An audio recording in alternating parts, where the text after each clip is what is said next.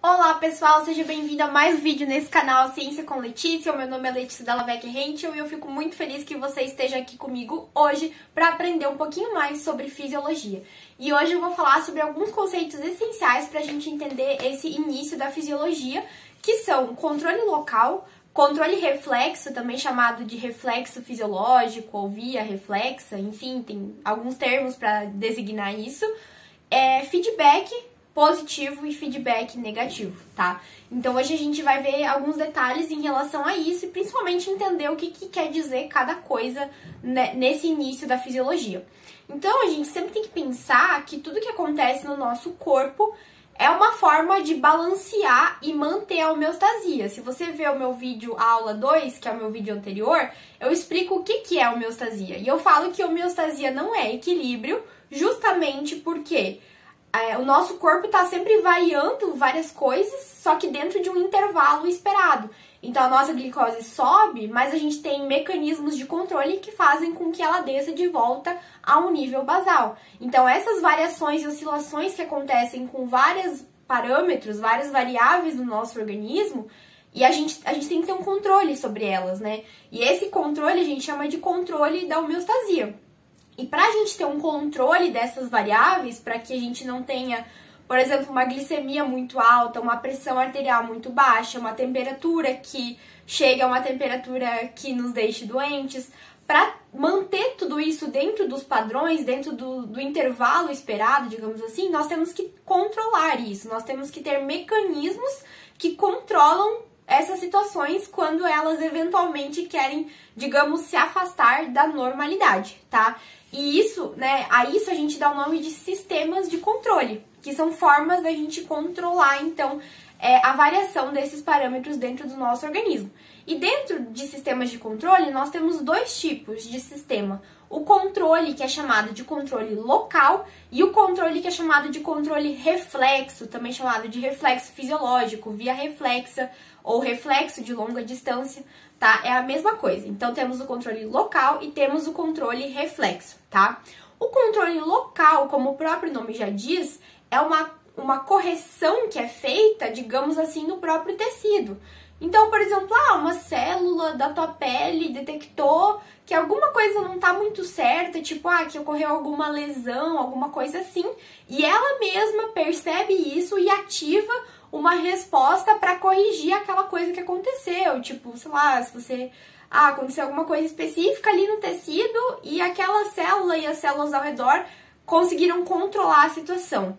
Isso a gente chama de controle local, tá? Ou seja, aconteceu num determinado tecido e o próprio tecido ali deu conta e resolveu a situação, as próprias células que estavam ali ao redor perceberam essa alteração e conseguiram controlar ela. Por isso que a gente chama de controle local. É um controle que ele é localizado. Ao contrário de um controle reflexo, que é um controle de longa distância. Por que de longa distância? Porque vai envolver uma percepção, por exemplo, por parte do sistema nervoso ou do sistema endócrino, e a resposta para controlar essa alteração que aconteceu no nosso organismo vai acontecer num local distante. Então, por exemplo, assim, aconteceu alguma coisa no seu fígado, mas quem vai corrigir é outra célula que está lá longe, tá? Então, a gente já vai entender um pouquinho melhor sobre isso, eu já vou dar uns exemplos e vai ficar bem mais claro para vocês, pode ter certeza. Mas, então, o reflexo de longa distância é justamente por isso. Aconteceu alguma alteração em algum local, mas quem vai resolver está distante daquilo, tá? Então é algo mais sistêmico, digamos assim. Ao contrário do local, que é resolvido localmente, a via reflexa é algo que envolve um controle de longa distância, tá? Então essa é a principal diferença, então, de controle local e de controle reflexo. Estou com a minha colinha aqui, por isso que estou olhando aqui para baixo, tá? E, independente se seja um controle local ou de longa distância, a gente tem três componentes básicos, que é o quê? Um sinal de entrada, um centro integrador e um sinal de saída. Como assim, Letícia? Um sinal de entrada. Eu preciso ver, por exemplo, que a minha glicose está muito aumentada. Isso é um sinal de entrada. Eu estou percebendo esse sinal de entrada, tá? A outra questão, um centro integrador. O que é um centro integrador? É um centro que recebe essa informação de entrada ele analisa isso, vê se realmente está alterado e ele emite uma informação de saída, um sinal de saída para corrigir esse eventual problema que está acontecendo. Então, se a minha glicose está muito alta, que é um sinal de entrada, isso vai sinalizar para um centro integrador, que vai ser um local que vai integrar essa informação e analisar se ela realmente, se a glicose nesse exemplo está realmente muito alta.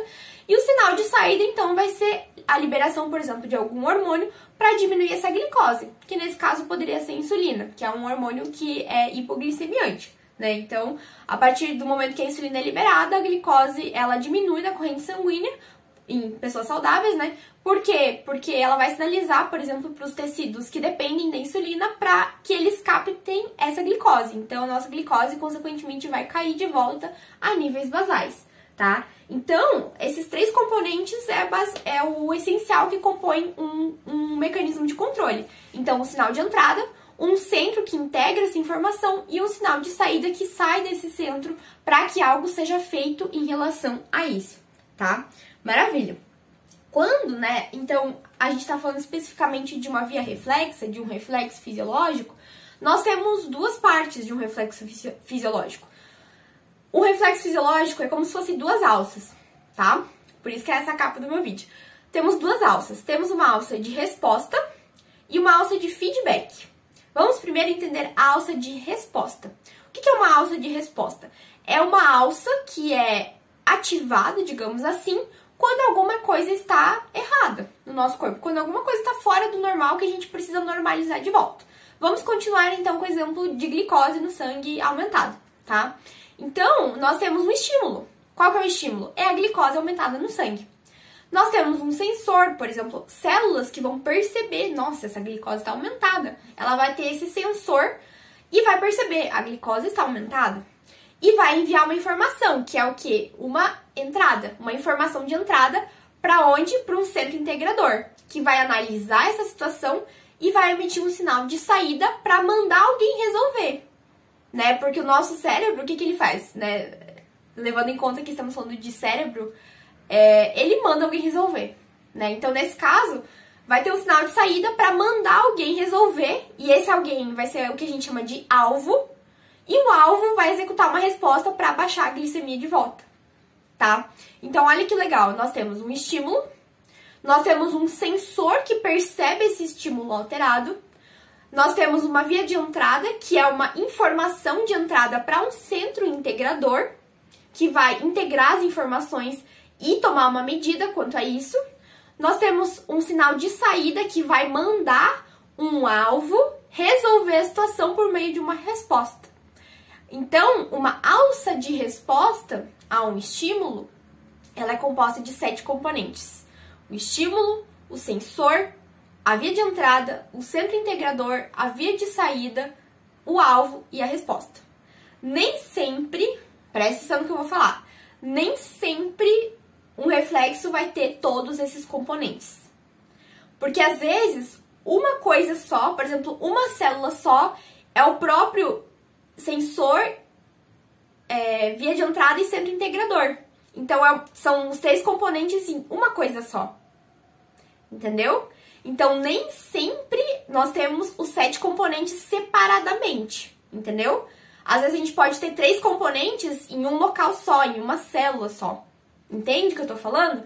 Mas, basicamente, o reflexo vai ter esses 7 componentes. Eles podem ser em 7 locais diferentes, digamos assim, por 7 formas diferentes. Ou eles podem estar juntos, meio que com um local só com uma mesma função. Com diferentes funções, desculpa. Um local só com diferentes funções. Espero que tenha dado para entender, tá? Então, isso é a alça de resposta. Um estímulo, lá no final, vai desencadear uma resposta. Então, temos o estímulo, o sensor, a via de entrada, o centro integrador, a via de saída, o alvo e a resposta. Beleza! A glicemia baixou agora.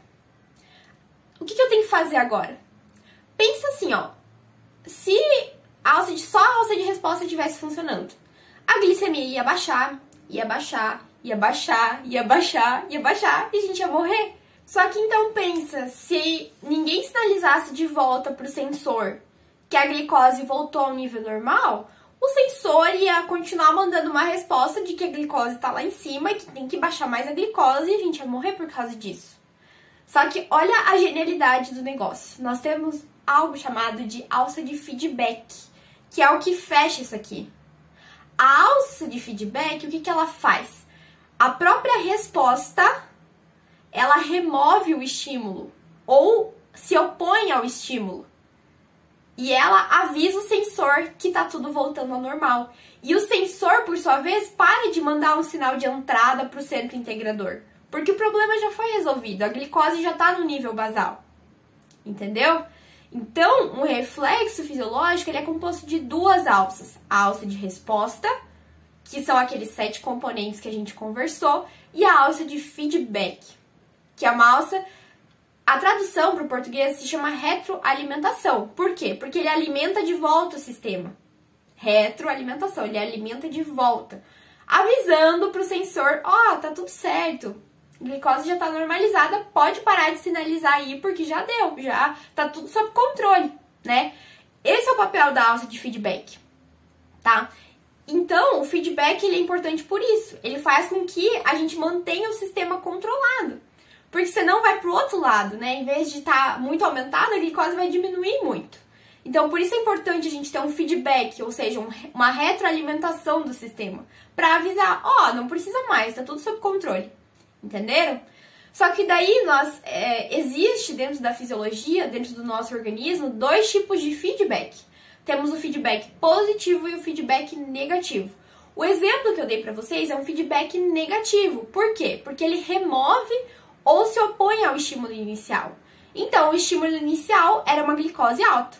Agora, a glicose baixou o suficiente. Então, o sistema recebe que está tudo normalizado. Beleza? Então, o que acontece? A alça de feedback negativa, ela inibe o estímulo, inibe a alça de resposta. E ela cessa, ela para. Por quê? Porque está tudo sob controle. Isso é o feedback negativo. A gente chama o feedback negativo de uma alça homeostática. Por quê? Porque ela promove a homeostase, ou seja, faz com que os valores das variáveis do nosso organismo se mantenham naquele intervalo estável, tá? Só que nem sempre a gente vai querer um feedback negativo. Para a maioria das situações do nosso corpo, queremos um feedback negativo. Por quê? Queremos que a pressão se mantenha dentro do intervalo homeostático, queremos que a temperatura se mantenha ali, que a glicose se mantenha ali, que o pH se mantenha naquele intervalo. Então, são importantes alças de feedback negativo. No entanto, tem alguns casos em que alças de feedback positivo são necessárias. Qual que é o exemplo mais clássico disso? Quando um bebê está para nascer. Quando o bebê ele está dentro do útero da mãe, né, e ele começa a se posicionar para querer sair, a cabeça do bebê começa a pressionar o cérvix uterino, aquela região, porção mais da base, né, do útero. A cabeça dele começa a pressionar, tipo, literalmente querendo sair. E o estiramento, né, porque tem músculo liso ali na parede, o estiramento desse cérvix uterino manda sinais para o sistema nervoso dizendo, ó, o bebê tá querendo sair. O sistema nervoso manda o quê? Um hormônio chamado de ocitocina. E a ocitocina promove as contrações uterinas, ou seja, promove com que aquele músculo liso comece a se contrair, facilitando que o bebê seja expulso do corpo da mãe. Só que pensa assim, se tivesse um feedback negativo nesse caso, o que ia acontecer? O útero ia se contrair, e daí o cérvix não ia mais estirar, e daí a ocitocina não ia mais ser liberada, o bebê ia ficar ali dentro para sempre. Por quê? Porque seria um feedback negativo. Nesse caso, precisamos de um feedback positivo. Ou seja, a contração do útero faz com que o bebê estire mais o cérvix uterino, que sinaliza para o sistema nervoso para liberar a ocitocina, que faz com que o músculo do útero se contraia mais e o bebê se choque mais contra o cérvix uterino, estimula o sistema nervoso, libera mais ocitocina e isso fica infinitamente. É um ciclo vicioso até que o bebê sai. Num parto normal, né? Obviamente. Então, o feedback positivo ele pode ser importante dependendo do caso. Entendeu? Então, nesse caso que é fisiológico, nós temos um feedback positivo com um papel importantíssimo para que um bebê saia do corpo da mãe. né? Então, a gente vê que essa alça não é homeostática, ela não mantém dentro de um intervalo estável, mas ela também é importante fisiologicamente falando em certos casos, tá? Então, esse é o exemplo, acho que o mais clássico de feedback positivo, tá? E é assim que um bebê consegue sair. E o feedback positivo, é importante ressaltar isso, ele só vai parar por algo externo agindo ali, algo externo a essa alça de controle. No caso, é o bebê saindo do útero. Quando o bebê saiu, cessou o estímulo, porque o bebê saiu, né? Então, a alça para de funcionar. Acabou. A alça cessa o funcionamento dela. Mas entende que foi algo externo? Foi o bebê que saiu. Se o bebê não tivesse saído, a alça ia continuar funcionando. Entendeu? Então, é por isso que a gente diz que a alça de feedback positivo é uma alça não homeostática, tá? Porque não mantém os intervalos dentro dos parâmetros normais, digamos assim. Então, era isso que eu queria falar pra vocês. Falamos, então, da diferença entre controle local e controle reflexo e também os componentes de uma alça de reflexo, que é a alça de resposta e a alça de feedback, e também diferenciamos o que é feedback positivo e de feedback negativo.